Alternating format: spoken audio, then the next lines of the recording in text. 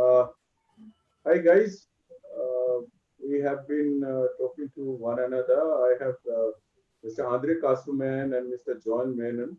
To use a cliche, none of these two guys needs an introduction, but as is customary for the guy who introduces, I would begin with Mr. Andre Kasuman first. I mean, I know him for more than a decade. I remember the time he came to India talking about bank payment obligation. He has been wearing many hats for the last 20, 25 odd years, including global head of Swift corporate and supply chain. He also was the chair of the bank payment obligation project, and this was something which was very close to his heart. And to tell you the truth, bank payment obligation was something which brought two of us pretty close. You know, we kept on meeting at different conferences, both here and abroad. And we tried to persuade, and if there are some diehard fans of BPO still left in the trade finance world, I'll count Andre as one, and I'll count yours truly also as one. Mr. Jan Menon was a very senior official in ICICI Bank. He is a chartered accountant. He was with PIMDA. He was with a couple of banks. He was with Tata Consultancy Services. In addition to his knowledge and experience in different areas, he also holds a postgraduate diploma in mythology. Mr. Jan Menon, that has been very impressive for me. And we begin with Mr. Andre Custerman. We all know they have been doing wonderful work, including trying to get the Bill of Exchange digitized in United Kingdom. One of his colleagues, Sean Edwards, has been doing it for with a lot of zeal and enthusiasm. So the from the first webinar where Mr. Andre spoke about all their efforts and all their initiatives, I would request Mr. Andre Custerman to begin from there, taking a cue from where he ended in the last webinar, then carry on with all the developments which must have taken place in the interim period. Once Mr. Andre Custerman ends his session, I'll interject once again for a couple of minutes, introduce Mr. Jan Menon, and Jan Menon will take a cue from where Mr. Andre Custerman will be ending. And he will also talk about the legal enforceability in the Indian context of all the digital documents. Mr. Andre and Mr. Jain, thank you so much on behalf of the WhatsApp group, and we have almost 150 members, and there are many non-members who would also be joining this webinar. And we'll all be glued to the screen, and we'll be listening to you two gentlemen. Please go ahead, Mr. Andre Custerman. All the best. Thank you, Mr. Menon. Thank you, Pinaki. It's a delight to be with you and Jayan on this panel today.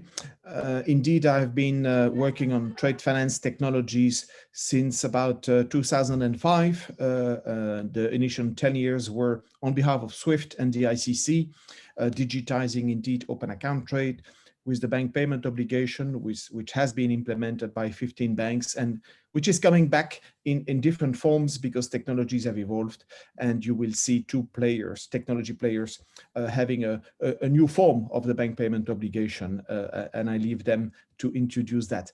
Over the last 5 years, I have been indeed busy in the fintech space, working with very specialized fintechs that are collaborating with banks, that are helping banks and corporates and credit insurers and institutional investors to basically digitize, automate more of the trade flows.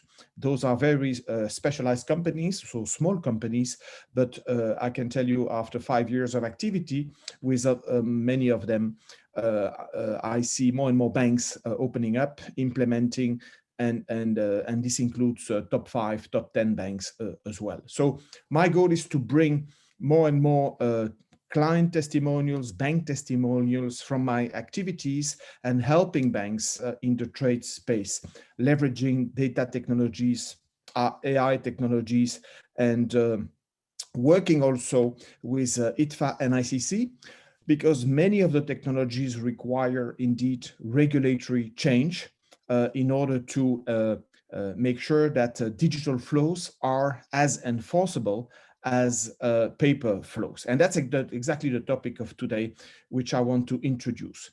So I think in the market, we all recognize that a lot of things are going on. And the pandemic has only accelerated this in terms of digitization.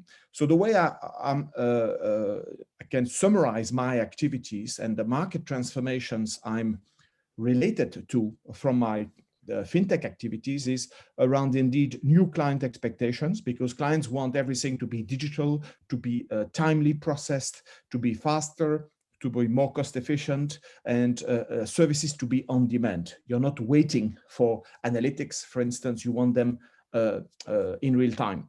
And that applies across payments, securities, FX, trade. So a lot of back office systems within banks are being impacted from those new client demands. We all have heard about climate change and the ESG requirements, which are becoming very big on the asset management side, and that is impacting trade as well. Because in trade finance, what we can be very proud of is that we know exactly, banks know exactly what they're financing, in many cases, I hope at least, because the trade transactions contain a lot of data. And that will be interesting for ESG investors or ESG compliant investments in order to match those criteria.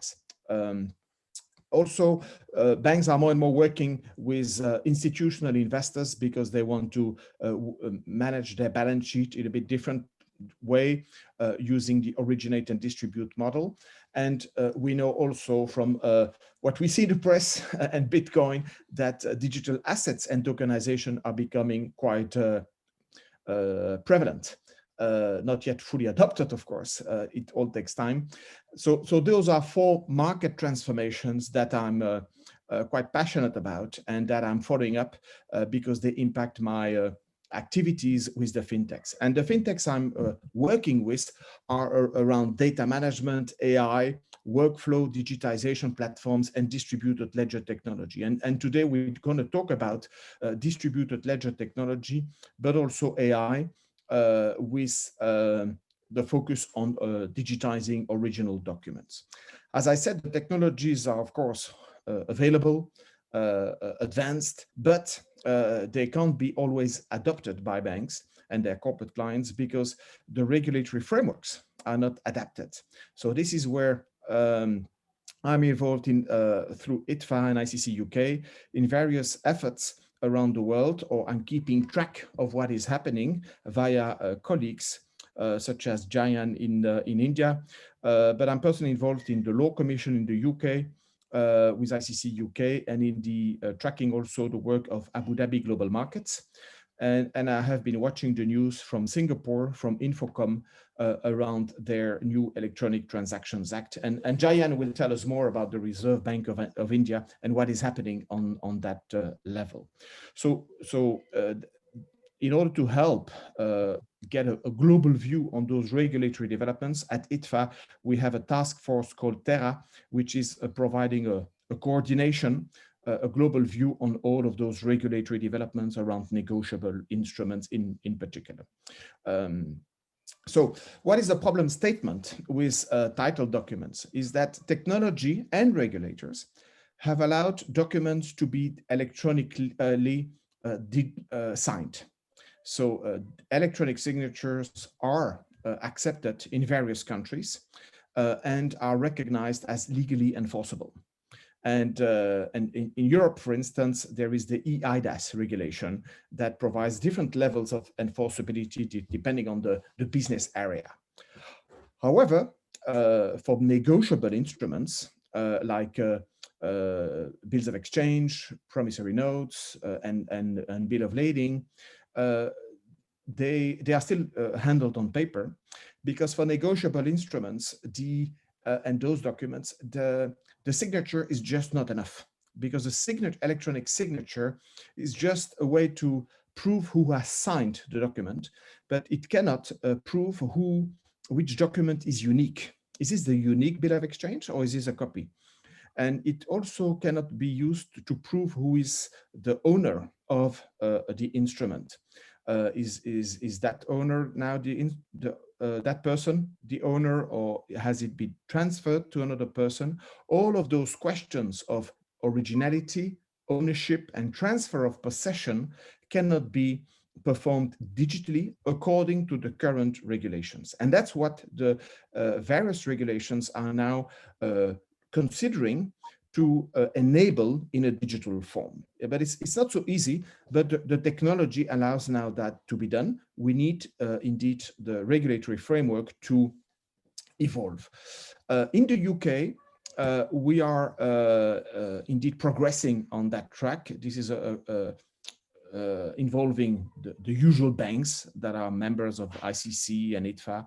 And the digital asset project is the one that you will find on the website of the Law Commission. And that is looking at indeed enabling a digital representation of an asset, such as a title document, or a document of title, like a bill of exchange or promissory note, but it's also including other types of digital assets. So they're really taking a wider view, not just the trade documents, but also other types of intangible assets that are recorded in an electronic form. And the goal of this effort is indeed to enable the Bill of Exchange Act 1882 to allow for an electronic support media for the Bill of Exchange, not just a paper media. This is going on quite well. With connections between the Law Commission, of course, and the Parliament in the UK. So there is a strong willingness of the policymakers, and it's always complex at country level to know exactly who can change those laws, and how to change those laws is definitely very specific to each country.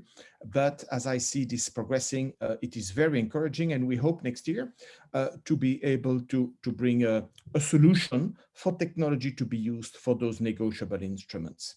And the key contacts are indeed Sarah Green, who is on the drafting side. And as you can see here, they recognize that smart contracts, digital assets, electronic documents need to be considered in the law. But they take indeed not only a focus on trade, but a wider focus. So these are our two key people working on this. Would you wish to contact them? Also in Singapore, we have seen some changes recently. And those changes are more advanced indeed, because indeed the law has been passed in February. And as you can see from the text, basically the way the law expresses the support for electronic transactions is describing basically what has to be achieved, and it is not describing how it has to be achieved. So that's also what I expect on the UK side. For instance, the key text here is that information shall not be denied legal effect, validity, or enforceability solely on the ground that it is in the form of an electronic record. So that is a way to recognize the validity of an electronic record. And of course, the various technology solutions can be mapped to these legal requirements. So Singapore is quite advanced here. I would expect also Abu Dhabi to announce changes in the law in the coming weeks. So Singapore, Abu Dhabi, global markets, and UK are the ones that I see moving quite fast on that track, but there are others as well, and we continue scanning those. So that's for the regulatory track on the global level. Now, in terms of providing a bit of a technology view, I like to connect this theme of electronic originals to electronic signature, because electronic signature is something the regulators have already embraced, as I said, and that we use today on various websites. We sign contracts, we sign transactions on the treasury side, on the trade side. So signing, as you can see here on the bottom left, is something that is already accepted on any type of document. It can be a scanned copy in PDF, it can be a batch of payment transactions, and there are different technology providers. I know two of them, Signicat and DocuSign, but there are many providers, and it's legally enforceable. The law firms and so on are advising financial institutions on that track. So that's for digital documents to be signed.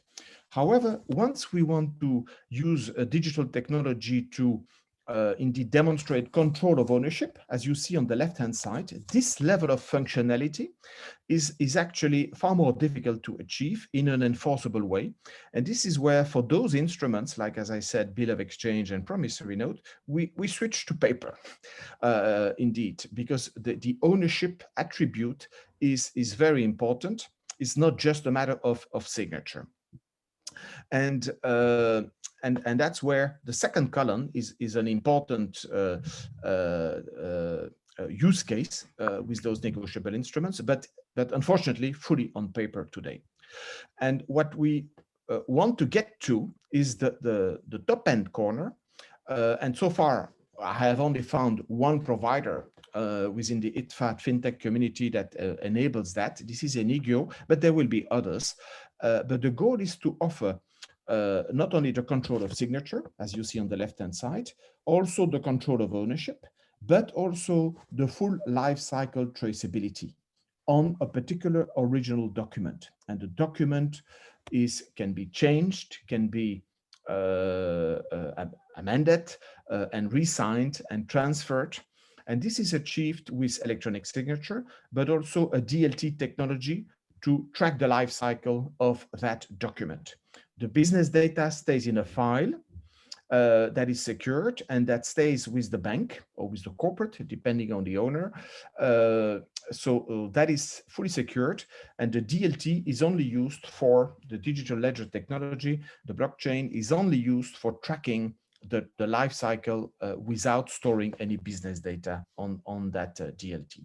So this is a way to get to fully electronic documents that can be changed as paper can be changed, fully secured, and still being very traceable thanks to the DLT. But of course, this type of technology today can be used under contract law, and ITFA has developed a scheme for that. It's available to you. The goal is to make sure that this same type of technology can be used under common law. So you don't need to sign contracts. You can refer to common law. And that's the goal of those regulatory efforts. So from electronic signature to electronic originals is really the goal here. Moving on, it's important also to demonstrate that those technologies are available and compatible with your existing systems and channels. And indeed, those technologies, again, Enigio is only one of the providers. There will be others, but today I have only found that one.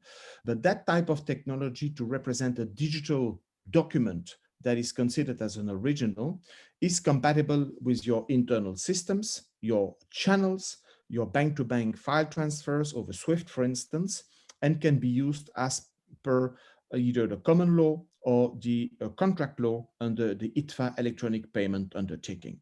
So it's a piece of technology that integrates nicely in the existing systems. And another example of this is that basically in your back office systems, that file that represents the original document is produced on e-banking. It is processed by the core banking application, and it can be also feeding document checking systems like TradeStream that Jayan will talk about in order to apply the ICC rules and check the ICC rules on those electronic documents. So usually we have an OCR capability to digitize a paper document. In this case, as the document is electronic from the start, bill of exchange, prom note, or LC related documents, it can be checked fully digitally. Of course, checking rules still remains. It's a key value proposition, but you don't need OCR anymore because you don't have paper. So important to understand is that those technologies integrate nicely into the existing environment, and the public DLT is where hashes are stored so that parties can always check the status of the latest status of the document, because indeed those could be changed or transferred ownership, and this is all being tracked without business data in the public DLT that is indeed separate from the bank itself. So as you can see, things have progressed a lot. technology is always more advanced than the regulatory frameworks, but we are confident that we now have all the pieces of the puzzle to make it work. And I'm even more bullish about this statement that I see this same approach happening in capital markets and in other areas of financial services. And regulators are definitely now more and more embracing DLT on the securities and capital market side. It's only a matter of time before they allow us on the trade side to do the same. So I hope that is providing both a global regulatory view and a technology view. And I look forward now to hear from Jayan about the developments in India and how also TradeStream allows to add value on those electronic documents. Maybe Pinaki, you want to take over? Yeah, thanks, Andre. Thank you very much. It has been very lucid, but unfortunately, I thought listeners were eager to hear more from you. But you have the time constraint. I also didn't realize that the 20 minutes allotted to you is already over. I believe that everybody is more curious after what you have said. Like it's like smelling the food, and it's beginning with the soup, and like guys waiting for the main course, and followed by lovely dessert. So Mr. Menon takes over to serve, I would say, in this case, because we talk about in the Indian context. So Mr. Menon, who has the best of both worlds, he knows about the IT fair developments, and he also knows about how things are at the ground level in India. He knows the challenges better than most of us sitting here. So Mr. Menon has all the experience, the expertise. He's also tech savvy. So all of us are waiting very eagerly to hear from Mr. Menon. Over to you, Mr. Menon. Please go ahead. Thank you, Mr. Pinaki, and thank you, Andre, for the introduction. I think Mr. Pinaki has given a more than what I deserve kind of an introduction. I see from the participant list that there are many doyens of the industry in trade finance. So what I have tried to do is in this session is primarily what Mr. Pinaki had told me is look at the legality, or if we are going in for an electronic documentation, are there any impediments at all? One, why can't we go ahead directly into digitization of or electronic trade document? So I have tried to examine from a legal point of view. I have not examined this from a technology point of view, because I think whatever technology that we need to deploy today, technology is so advanced that we can deploy any technology that is required for making it happen.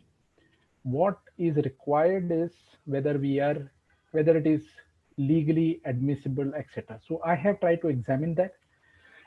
I hope this serves as a good presentation for you to discuss it within your own banks or institutions to get a better idea about the legality of electronic trade documents. Andre, do you want me to control the screen, or do you want me to show it? Otherwise, you will have to keep on. Feel free to do it if it's working on your side. Feel free to do it. Okay, let me just try. Otherwise, I will have to. Let me just try. I made you co-host, so normally it should be okay. Yeah. Is this visible? Is my screen visible? Yeah. Okay. Yeah. So I've stopped my video because there may be bandwidth issues with video being on. So let me jump into it right away. So the purpose, what I thought was, as a trade specialist, we always say banks deal in documents and not in goods. So when we say that banks deal in documents and not in goods, when it is an electronic document, what would happen? What are the legal issues associated with being in an electronic form? Do we have all the legal rights and liabilities as we have in the case of an electronic document as compared to a physical document? This is what I have tried to examine, and if not, what are the solutions which are available to it? So the background, if you see in a typical trade documentation, this is nothing new. In a sea shipment, typically we will have an invoice and a packing list which is issued by the seller, a bill of lading, certificate of quantity and quality, insurance certificate, certificate of origin, and a bill of exchange and a promissory note. These are not exhaustive, but these are primarily the major ones. I have not put in the cover letter which always accompanies these documents. And according to me, that is one document which is checked by any bank for the purpose of verifying the authenticity of those documents. That is whether it has been signed by an authorized signatory of the customer. Banks usually do not see the authenticity of any of the other document, except in the case of bill of lading, for example. They would get it verified from an IMB site or a Lloyd site to see whether the shipment is indeed happening, whether the container is what is on board the ship. So this is what banks would normally look at. The type of documents which accompany the trade documents are: there would be document of title to goods, like an invoice, etc. There may be certificates. There may be documents negotiable, transferable by delivery and endorsement and delivery, and non-transferable document and simple cover letter. Now, for example, let us take the example of a bill of lading. Bill of lading, for example, it operates as a receipt. It is a contract of carriage. It is a negotiable document of title which gives the constructive possession of the goods to the bank. If it is blank endorsed or endorsed in favor of the bank, it gives constructive possession of the goods. It can be transferred either by consignment or by endorsement, and the security of the goods can be given through the pledge of these negotiable instruments. So the primary thing when we get into from a physical mode to an electronic mode, the one thing that we need to look at is whether all these rights which the banks have in these documents, whether the same rights would be available in the case of electronic document. So that is what I have tried to argue it out here, or try to look at here. Now, if you look at the model law on electronic transferable records, which is issued by UNICITRAL, which is the United Nations Commission on International Trade Law. This is the model law which they have said that you can adopt, the countries may adopt these model laws for electronic transferable documents like a bill of lading. It says that identify that electronic record. So that one thing is the identification of the electronic record, that it is indeed a record. The second is that render the electronic record capable of being subject to control from its creation until it ceases to have any effect or validity. So from the time that a bill of lading is issued by the agency till the time that the ultimate beneficiary takes control of delivery of the goods, it has to have the control. And the third thing is retain the integrity of the electronic record. That is, it can never be modified in any manner at any point in time, and it can also be proved as such. So one of the things which you would observe here, that control is very fundamental, since it represents the functional equivalent of possession. And what do we mean by control? Exclusive control that the electronic transferable record by a person, and identify that person. So the identification of the person is important. I know all these may sound Greek and Latin, or it may sound too legalese. I will just get into the legal issues in India in a moment. Maybe that would be a little more simpler. But unless and until I make the background a little bit clear, I don't think that we will be able to get into as to what would be the issues, if any, which would be faced by the parties when they are doing a complete electronic document. So what do we mean when we say that we want to go into a fully paperless trade? What does one mean by going into a fully paperless trade? Document creation should be completely electronic. So the bill of lading should be created electronically, the certificate should be created electronically, the insurance certificate should be created electronically, the packing list should be created electronically. There should not be any need for creating any physical document. Second, the approval of the document should happen via digital channels. So there should not be any need for any document to be approved on any channel other than the electronic channel on which it has been created, and so that there is no requirement for a physical input at all. And the second is communication should with the banks should be completely electronic. So any communication, whether it is from the seller to the negotiating bank to the issuing bank and to the ultimate importer, it should be completely electronic. There should not be any need for any electronic document or a physical document in between. And the last is the transmission of the document through end-to-end supply chain should happen digitally. This is what we mean by a fully paperless trade. That's what my concept is. I don't know what many of us would think of, but my concept of, or generally the market, when it says that it is a completely electronic trade, there should not be any necessity for any physical document through any of the channels or through any of the parties in the whole supply chain. Now we get into the applicable laws in India and what one should consider when a person is looking at going into a completely electronic form. So some of the major acts which affect documentation or trade in India, one we should be aware about. The first is the General Clauses Act 1897. Because a document has not been defined anywhere in any of the acts but in the General Clauses Act. So one has to go into the definition of the document in the General Clauses Act, which is not a great thing, but we should be aware of it.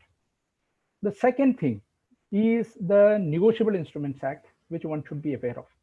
As we know, most of the trade documents in India or which we get from abroad has a promissory note or a bill of exchange. The Negotiable Instrument Act is the one which decides or lays down the regulations or the laws regarding negotiability of the promissory note or the bill of exchange. India passed the Information Technology Act in 2000, and there has been various amendments in the Information Technology Act. Based on the amendments in the Information Technology Act, the other acts have also been changed in India to take care of the various aspects which comes arising out of electronic commerce or digitization. So for example, while passing the Information Technology Act and the subsequent amendments thereto, the government or the parliament has changed some of the provisions in the Negotiable Instruments Act, in the Indian Evidence Act, in the Criminal Procedure Code, in the Civil Liability Act, and all those the government of India has indeed changed in the respective act. Now we come to the Negotiable Instrument Act. Negotiable Instrument Act lays down the negotiability of the instruments like check, promissory note, and bill of exchange. Unfortunately, as far as negotiability of a check in an electronic form is concerned, it has been expressly laid down in the Negotiable Instrument Act 1881. But in the case of negotiability of a promissory note and a bill of exchange, it has not been. It's not very clear. It has not been laid down as to what would happen in the case of negotiability of an electronic document. So for example, a certificate is signed by a person. So for example, what does an electronic document as on today convey? An electronic document as on today conveys or lays down the existence of the document in the platform. The second, it also confirms the content of the document in the platform. The third, the requirement is the negotiability. Negotiability can be by endorsement and delivery. So the endorsement and the rights being moving from the holder to the holder in due course, that is not very clear. It has not been expressly laid down. So one does not know when a promissory note or a bill of exchange is on the platform, once it is transferred from one person to the other, whether the holder in due course will have the same rights as the holder has at the time when the instrument was issued. And the fourth is, if a bill of lading is also a negotiable instrument, then what happens to the title of the goods within a bill of lading? How does it pass on to the subsequent holders in due course? That also is not very clear. So this becomes it is not very clear, and thereby it is very difficult. As on today, I would say that presents a difficulty into making a bill of exchange or a promissory note completely electronic. The same applies for a bill of lading. The third thing is, under the Indian Evidence Act 1872, as I said, the Indian Evidence Act was changed by Parliament to take care of the provisions of the Information Technology Act so that digitization or electronic commerce is taken care of. But one of the things one should bear in mind is, under the Indian Evidence Act, if something goes wrong, if it goes to a court of law, then a certificate has to be produced, which is purportedly signed by the person who is in charge of the device or the computer, that this instrument, which has a copy of that, is indeed in existence, the content is the same, and he has to give a certificate of that. So that is a very cumbersome process.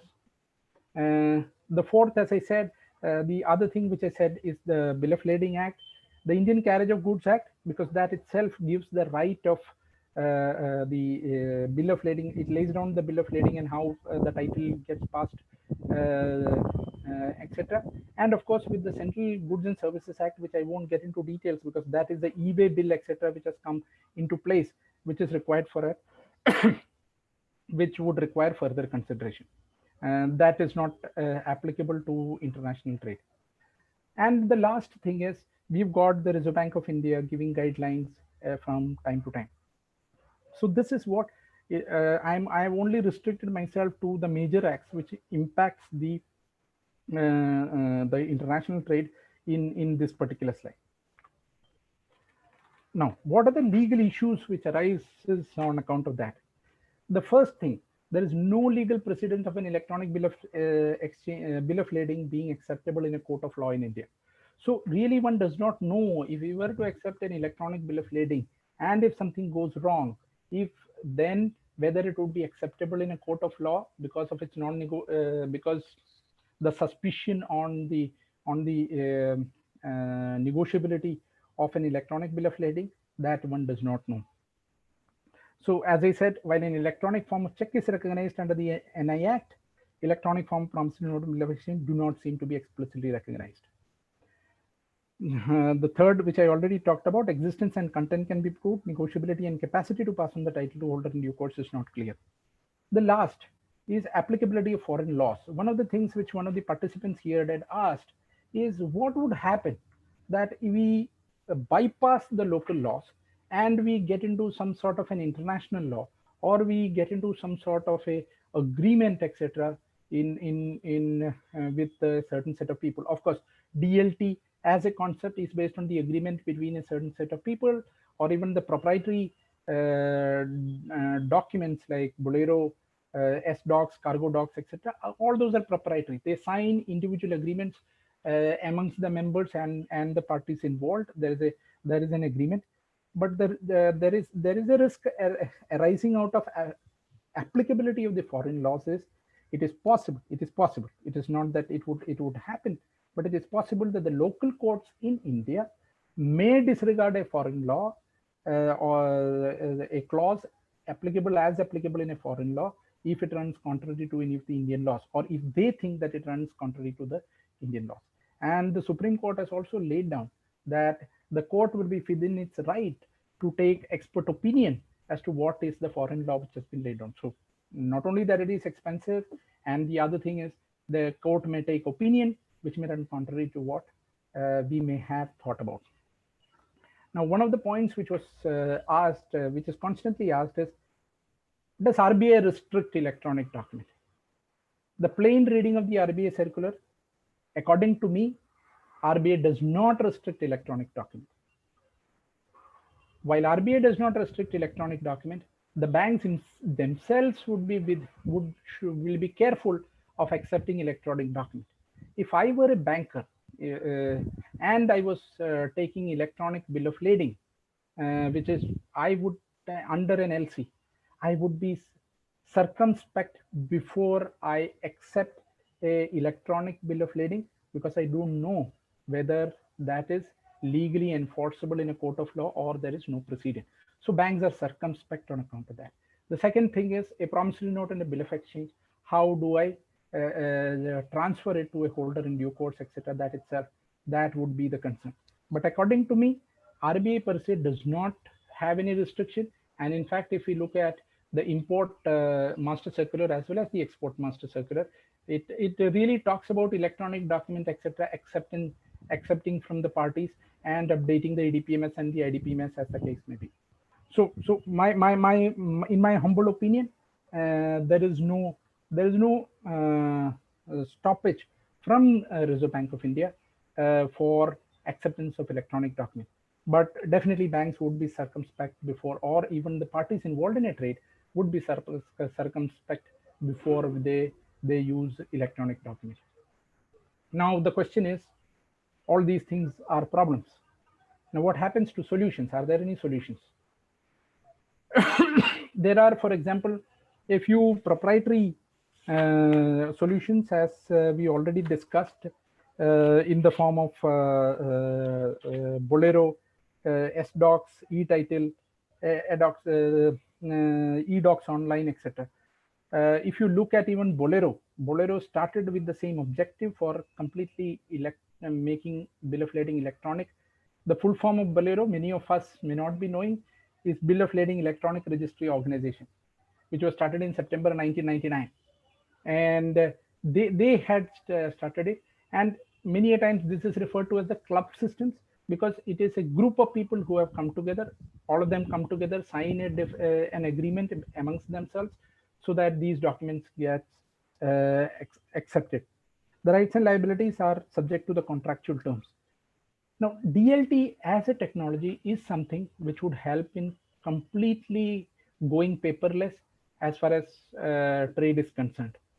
But for DLT, it is necessary that all the parties to a trade, including the person who is issuing the certificate, the Chamber of Commerce, etc., everybody comes on board on the DLT platform, whichever it is. As we all know, it is some time away. The digitization DCSA, Digitization Container Shipment Association, which is one association which is looking into the digitization of the shipping document. Even they say that their target is to put it by 2030. So it is some time away. So from an electronic processing point of view, the point which all of us need to look into is, what is it that we are trying to achieve by being completely electronic? Of course, the one thing is that the movement of the document would become faster, as which currently may not be. The goods reach the shore, whereas the documents have not moved in. That is something I think it would be a bit difficult. But from a bank's point of view, from a customer point of view, what we are looking at is reducing risks in the document, reducing cost, enhance customer satisfaction, and faster turnaround time for all the parties involved in it. The advances which have happened in image processing, natural language processing, machine learning and artificial intelligence, as well as cloud computing, makes it possible for us to achieve most of the objectives which we are planning in the case of electronic document, particularly in the case of banks, through the usage of these technologies. So the point which I am making is the complete making complete trade electronic or digital is some time away. But as the proverb goes today, it is better to wear slippers on your feet than carpet the whole world. It is possible to get the same results through the use of these advanced technologies. So this is what my view is, and it is with the same objective that we put in. We came together, some of us who are veterans in the trade finance business. We came together and formed a company called TradeStream, and we are happy to inform you that we have many banks who have come on board. Some of the banks in India have come on board, and we are doing great work with these banks, thanks to the cooperation and the input which these banks are providing to us. So, for example, we had the same. We thought about the same issues when we put in the company called TradeStream. that it was trade finance is analog, paper-based, manual, and cumbersome, and uh, and there was a massive processing inefficiencies, fraud risk, regulatory pressure on account of return on capital on trade, and the people not being available, and there is it was a linear growth, linear cost increase as compared to along with the increase in the volume. So we have put in this platform. I'll quickly go through it. This is the platform which TradeStream offers, wherein the physical documents, once it is received, it is an OCR is done. It identifies the documents by itself. There is no need for segregation of the documents into these various parts. Based on the identification of the document, it pulls in the information which is required from these documents. So there are around more than 126 types of documents are recognized by the platform. We pull in the information, that is data, from these platform. It is based on OCR, machine learning, and artificial intelligence. So it is able to correctly read the information from the various documents. Based on the information which has been read from the platform, it would check these documents against UCPDC guidelines, ISBP guidelines, proprietary trade guidelines, as well as Reserve Bank of India guidelines, or any other guidelines which needs to be checked. One. The second, it would check for compliance related issues. So if you are doing fact checking, if you're doing any other SDN checking, or if you're doing an RBI blacklisted checking, there is a API connectivity for the purpose of checking of these compliance. Third, it would check for the shipment per se through a API connectivity with Lloyd Shipping, as well as there is a verification of the container number which has been given in the document. And then it gives the list of discrepancies, which you can send it to the customers, or you can send it to the issuing bank as the a negotiating bank, as the case may be. So while we may not have achieved the complete electronification, if I may use that word, of the document from the origination, what it has done is it gives the same benefit of electronic document to the bank as well as to the corporates. And the added advantage being that there is a big data which is available based on the total number of documents which is scanned, and that can be used by the banks for the purpose of their deep dive and analysis on the business as well as geographies or whatever else that they would want to look at. So that's it from my end. I know it is short, and it just gives a flavor of the legal issues involved in it. I hope it gives you some input on the legality and why, what are some of the impediments which one may get into while we get into a complete electronic trade. If there are any questions, I will be happy to take. And over to you, Mr. Pinaki. Yeah, thank you so much, Mr. Menon. Like, just to supplement, I have a few quick observations.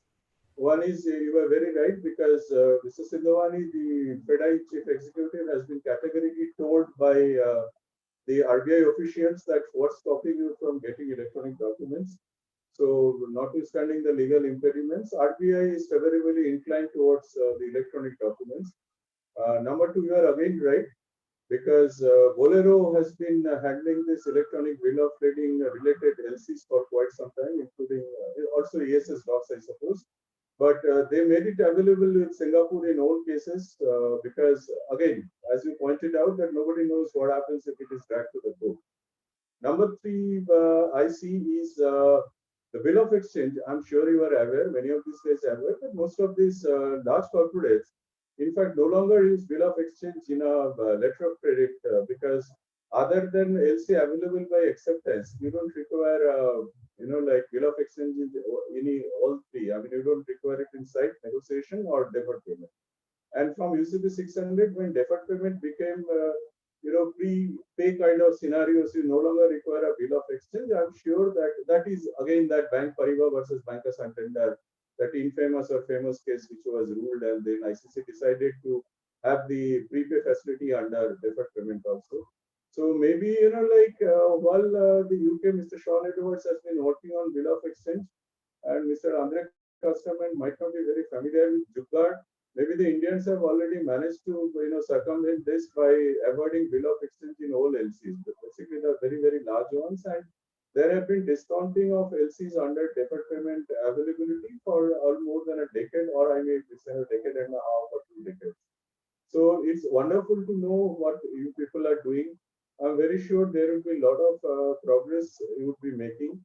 And when you talk about, I think the negotiability of bill of instrument, I mean, you might recall that as a banker, we used to have the clearing checks, first party's endorsement, confirmed, and second party's account to be credited. I think by stopping that, transfer of check to the third party, RBI almost killed the, negotiatory aspect of our check. And I think Ganesh was suggesting about the check truncation, using the image of a check. That could be one of the solutions when you have confusion regarding how the court of law is going to accept. And when you talk about foreign laws, I think you also have something called doctrine of rainbow. I mean, if the laws are not clearly defined in the contract itself, maybe which law will prevail in this case will be debated for years before the case actually gets settled.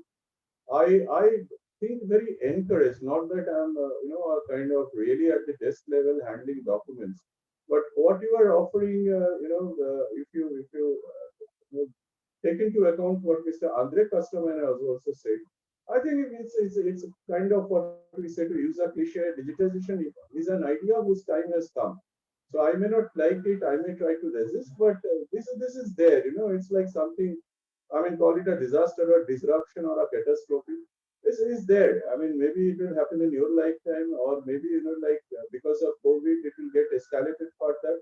So everybody is talking about fast step digitization. You rightly pointed out, ICC is also emphasizing on this United Nations law, the trade laws, because that should be, I mean, happens to be the mother of all laws we are talking about. So wonderful listening to you, and I leave the question and answer session open. You and Andre decide which question to pick up from the chat box, or you can even unmute people and ask them to speak. Thank you so much, Mr. Menon, for agreeing to talk to us. And Andre has been a friend for ages, so I would like to, embarrassing him by thanking him. But thank you, Andre. Thanks for your unstinting support, as the phrase goes. Thanks very much, and Mr. Menon, the Q&A answer session is open for you. I see one Andre? session. I see. Thank you, Pinaki. And indeed, many of those documents will take more time to be fully digitized. So that's where the whole topic can be considered as very complex and long term. And this is where indeed it is good for banks to focus on use cases that are more simple. So digitization happening in the on a step-by-step process. So I see one question from the person named 625495. So the question is around supplier financing has been happening in India for the last few years, where the bank is relying on an electronic bill of exchange raised, accepted, and made available to the bank electronically. And that's a typical use case indeed, where the relationship between the bank and the buyer can be digitized, and it's an example of a use case where digitization of a bit of exchange has already been achieved. So it would be interesting to know more about that. We see also bill of exchange being used in a limited way in Europe, but interesting usage is where the bill of exchange is used as a collateral for financing. So on the SME level, for trade loans, when SMEs want a trade loan, or large corporates even want to sell receivables, but the risk for the financier need to be on their own client, not on the client of the client, then an electronic bill of exchange can be achieved under contract law. There is no need for the common law necessarily here to be applicable. And this is where the ITFA electronic payment undertaking that Sullivan has developed and which is available to you offers a functionally equivalent bill of exchange that is not negotiable under common law, but for such use case where the bill of exchange is used as a collateral for financing, there is no need for negotiability under common law. And the SMEs often will be happy to sign a specific contract for that, because what they are looking at is getting working capital from their trusted bank. And if the bank says you're going to have to sign this paper in addition to signing that other paper, they will happily do that. So I think we have to focus on the more simple use cases where those negotiable instruments are being used, and where the contract law can already be used instead of the common law. Definitely on the common law side, with the developments we're going to hear about from Abu Dhabi Global Markets in the coming weeks, more than months, I believe, from the signals I get, in addition to the ongoing work happening in the UK and recent work that happened in Singapore, I think some of those developments will have ripple effects. Certainly, the UK will be an important piece of news, and it will be interesting also to see how the Law Commission will have performed this change of law. It's quite a complex matter, so I prefer they expand on this in due time. It's still too early to talk about it.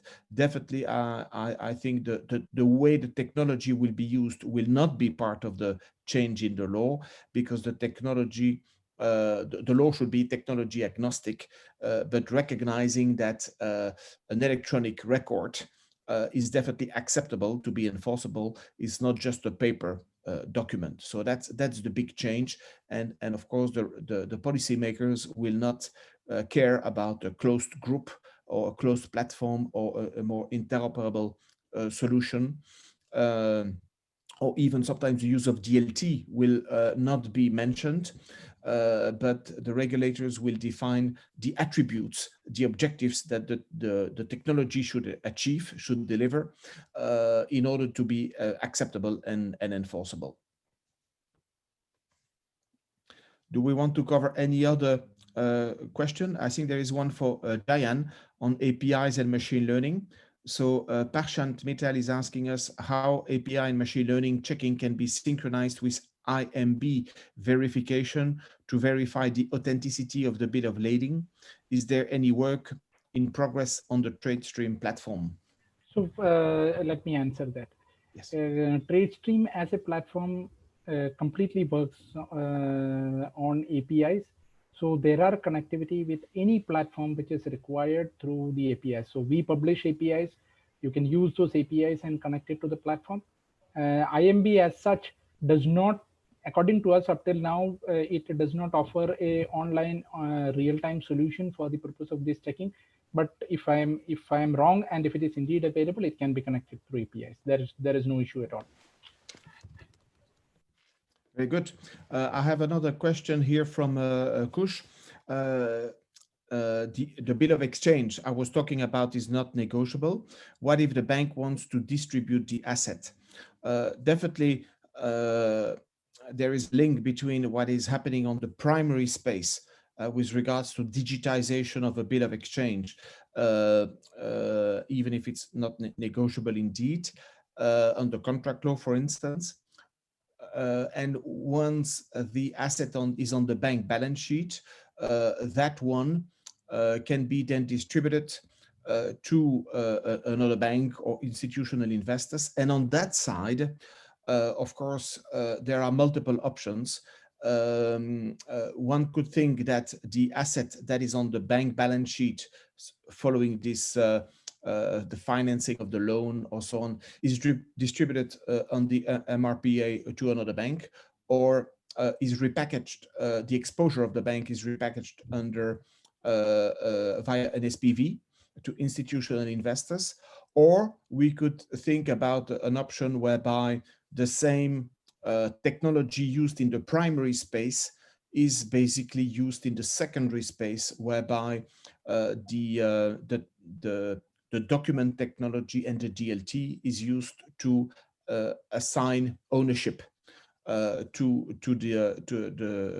the partner of the bank in the secondary space.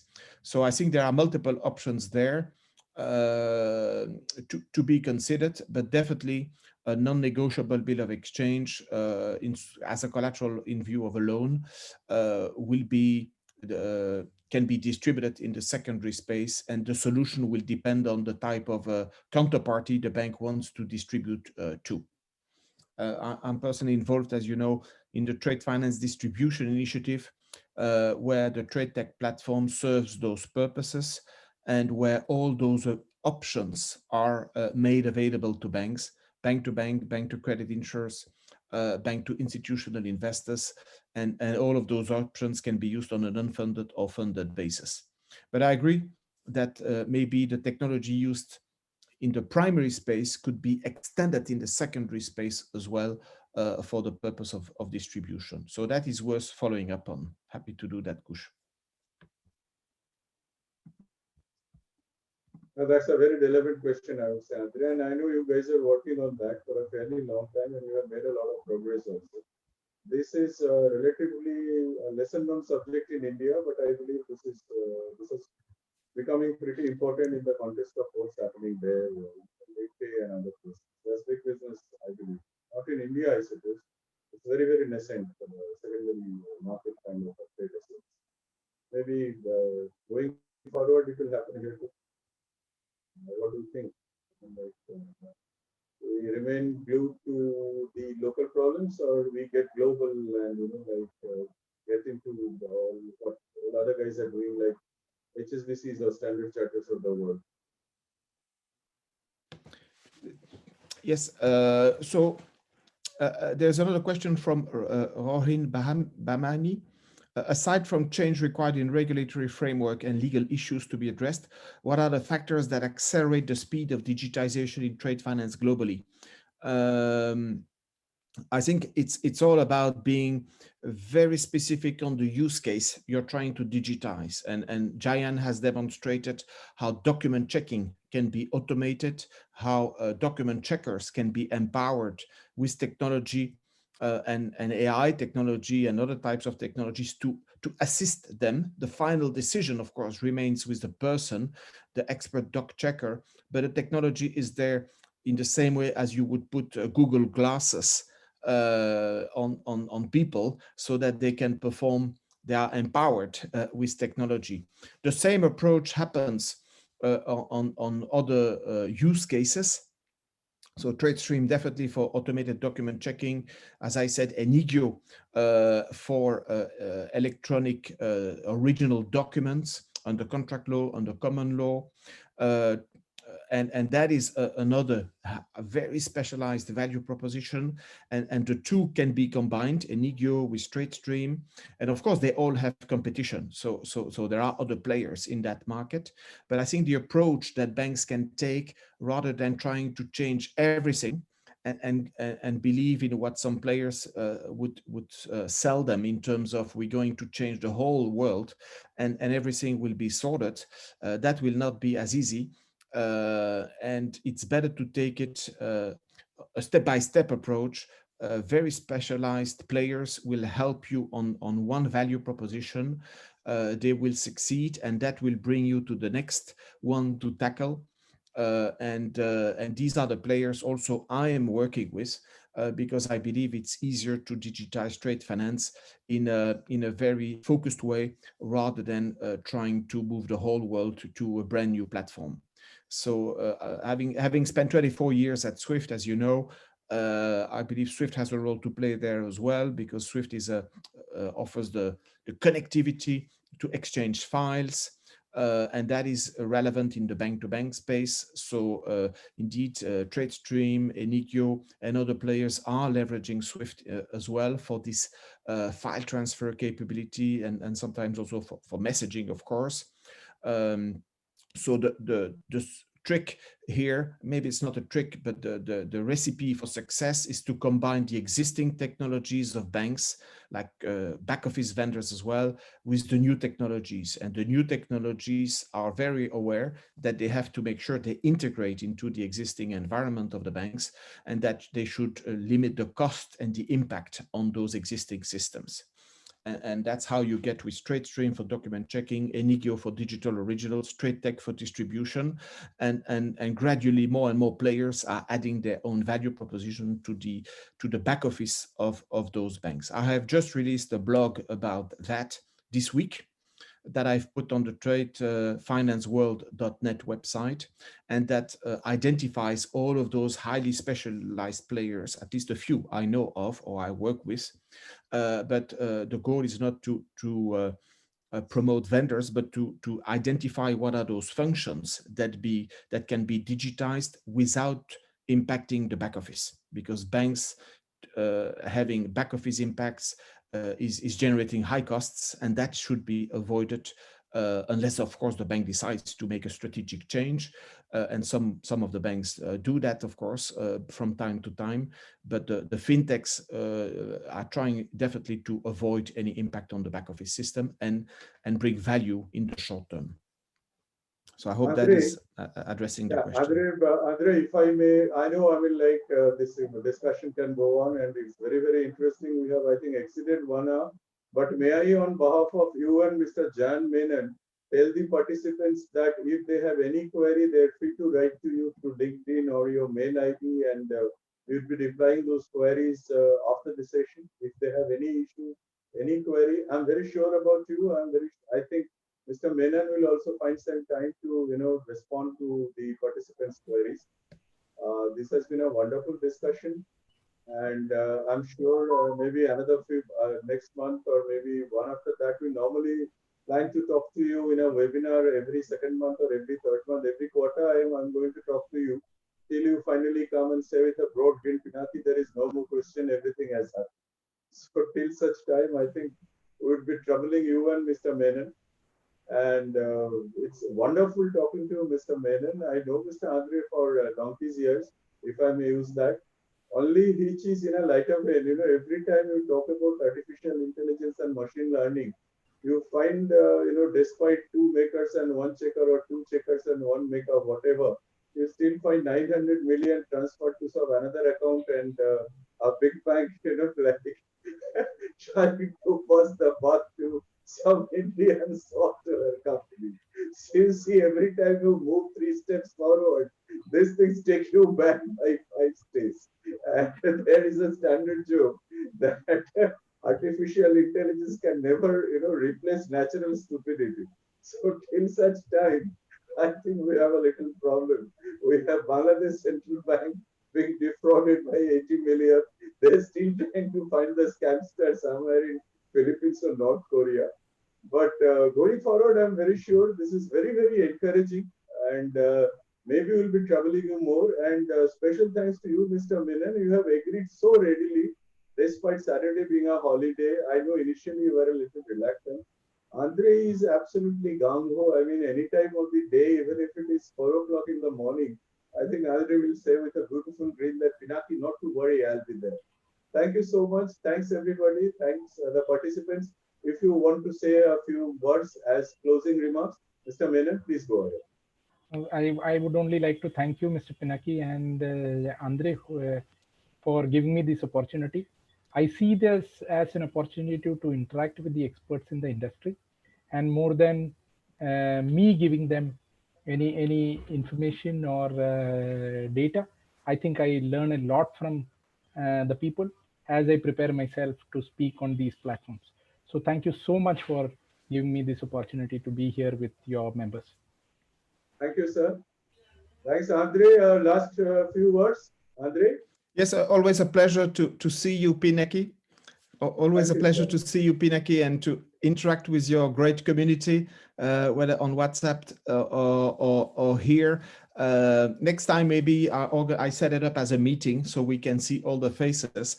And it was great to join Jayan here on this session. I'm sure next time we can bring a banker also to talk about their experience with technology. I'm tracking the adoption of various technologies by banks. So I can bring next time a banker also to explain how they are progressing on those various topics, because I know it's Thank you, sir. important to have Thank you. banks talking to banks. Yeah. Have a nice Very weekend, good. sir. Thank you Have a so nice much. weekend. Take care. Bye-bye. Bye-bye. Bye-bye.